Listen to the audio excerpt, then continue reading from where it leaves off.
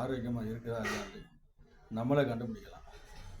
நம்ம பாத்ரூம் போகின்ற பொழுது மோஷன் டைட் ஆகாமல் ஃப்ரீயாக வருது. அந்த மோஷன் டாய்லெட்டில் விழுந்தவொடனே அப்படியே வலிக்கிட்டு போகுது அப்படின்னு சொன்னால் நம்ம பாடி கண்ட்ரோலாக இருக்குன்னு அர்த்தம்.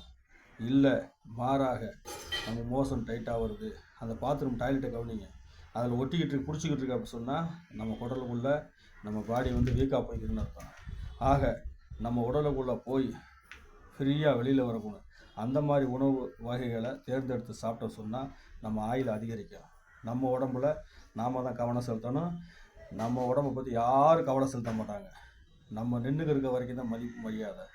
எப்போ படுத்துக்கிட்டோமோ மையத்தை எப்படா தூக்கலாம் தான் பார்ப்பாங்க. ஆக நம்ம ரொம்ப கவனத்தோடு இருந்து நம்ம பாடியை கண்காணிப்பது நம்ம மீது மிகவும் அவசியமாக இருக்குது. வல்ல ரஹ்மான் நம்ம அனைவருக்கும் பேரொருள் புரிவானாகவும். ஆமீன்.